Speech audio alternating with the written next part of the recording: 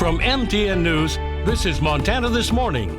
Crews continue fighting a fire in Jefferson County. I'm Gabby Crevitt, and I'll have that full story coming up. And a groundbreaking Montana politician could get her face on a U.S. corridor. Also ahead this morning, learn about the effort to put Jeanette Rankin and memorialize her on a U.S. coin. That's fantastic. Yep. Another fantastic thing, look at that shot over southwest Montana this morning. Beautiful Friday, shaping up for us. Personally, hopefully not as windy as yesterday. No, as we were just talking about, Mother Nature does what she wants. And Mother Nature does, and our hair does when that happens as well. That's beautiful. It is a chilly morning, and Mother Nature leaving a little frost on the ground in a few areas, most likely. 30 degrees in Butte, 27 in West Yellowstone. A lot of areas close to the freezing mark for the early part of the day. It's going to warm up nicely, and we're really at the end of that cold snap at this point. Didn't last long. We'll see a little bit of cloud cover rolling through for the afternoon. It is going to be a beautiful morning. It is chilly. You need those jackets on the way out the door. Daytime high should top out into or very close to the 70-degree mark in Bozeman. Mid-60s in Butte, but the warm-up begins soon. We'll talk more in depth about that, of course, in just a few minutes.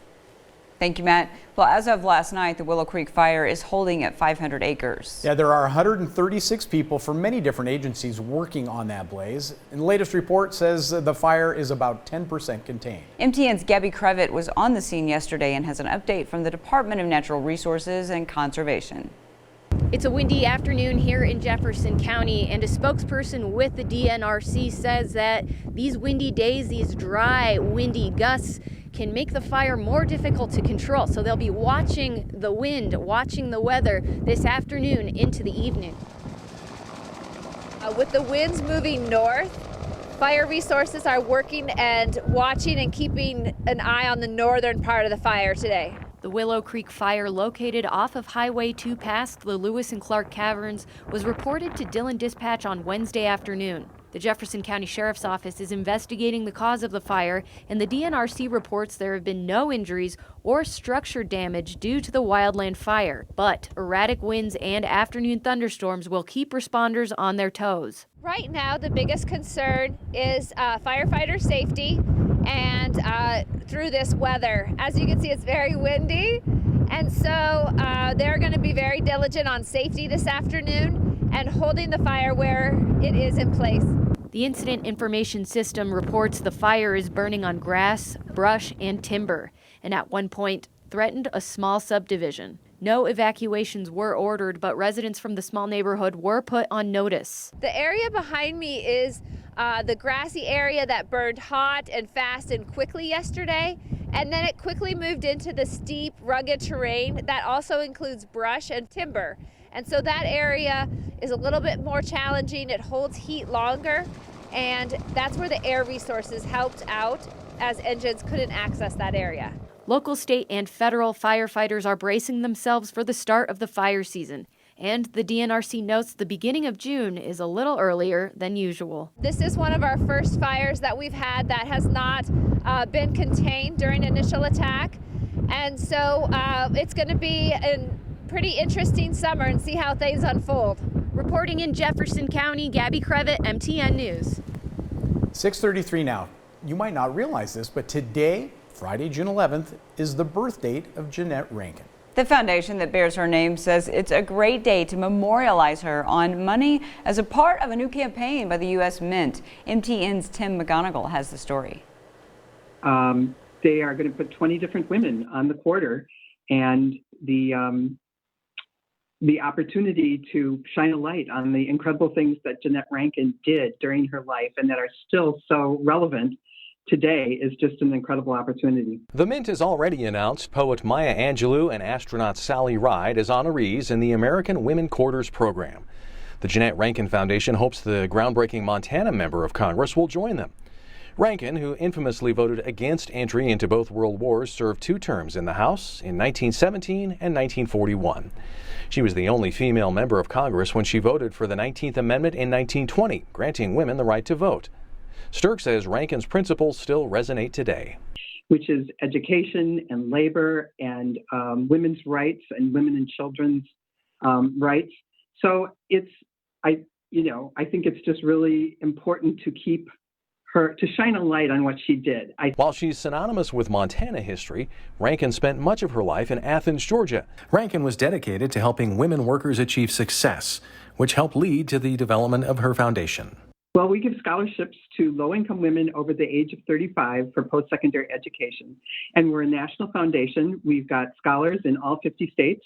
We've been doing this for 45 years, and we've given out well over 1,000 scholarships in the amount of $3.6 million and an estimated economic impact for those women in additional wages of about $400 million. More than 100 years after her first term in Congress, almost 80 years after her second term, and nearly a half century after her death, and the Vote for Jeanette rally cry is still being heard. In Great Falls, Tim McGonigal, MTN News. And voting is already underway online on the foundation website. We have a link on our website. Gets my vote. I think that's awesome. Absolutely. 6:35 now. Recently, 6 Montana State University students were selected for awards given by the MSU Department of Native American Studies to honor academic excellence, community service, and leadership. One of those students was Holly Oldcrow, a senior who won the Phyllis Berger Award for Leadership. Holly is a non-traditional student and mother of 2, now on her way to law school with a dream of working in tribal law. She is on a mission to make a difference. One of so many reasons why we want to introduce you to her in this edition of Positively Montana. One of the things that I get teased about is they always say, like, Holly's only worry is making sure she gets things done. Spend a few minutes talking to Holly Oldcrow, and it's no surprise she stands out as a woman with the skills to get any job done on campus and beyond. She was recently awarded with the Phyllis Berger Award for Leadership. To me, it was kind of a validation that the work that I've put in was it was being recognized. She's a busy woman, a mother of 2 who just graduated with a bachelor's degree in science and sociology and a minor in Native American studies. We caught up with her on the job at the Student Success Center and the Office for Native American Studies. As co-president of the American Indian Council, she has her hand in numerous projects. I think what I considered my baby this last year was our annual auction fundraiser that we host. We got tons of artwork, tons of, pieces of theirs that they were willing to donate to us because they believed in the Native students here. Meanwhile, on campus, she's made an impact, spreading awareness about the Native American community and fostering connections for lonesome classmates to make sure they have the emotional support they need to succeed. Whether it be, helping Nick and Lisa kind of create a comfortable space here for students to study in, or, there would be times where I would just cook a home-cooked meal and invite a few of them over. MSU was just the most recent chapter in her story. Now she's off to law school in Missoula with a dream to take on tribal law. She says she is inspired by other tribal lawyers working to improve life on reservations, and she wants to be part of it. What I would like to do as a lawyer is to work with the federal government and tribal reservations as sort of a liaison, working on federal law and policies.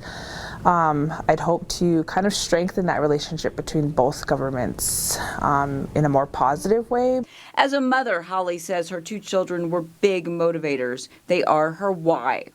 In 2018, she left her world on the Crow Reservation 3 hours away, a good life she was familiar with, but fell short of what she knew she was capable of. What kind of life am I creating for my kids? Do I want the stereotypical life of just working paycheck to paycheck, and not really thriving, or am I willing to put some hard work in? Indeed, she says it wasn't easy, and she had to become mentally tough. When I put my mind to something, I really push for it. So being up here, my biggest thing was, okay, you're here for a reason. Yes, it gets lonely. Yes, it gets hard. Yes, you're struggling, but you're here for a reason. With that reason in mind, it's on to law school, the pursuit of a dream and a mission to make a difference, making Holly Oldcrow the epitome of Positively Montana. If something really becomes your passion, go for it.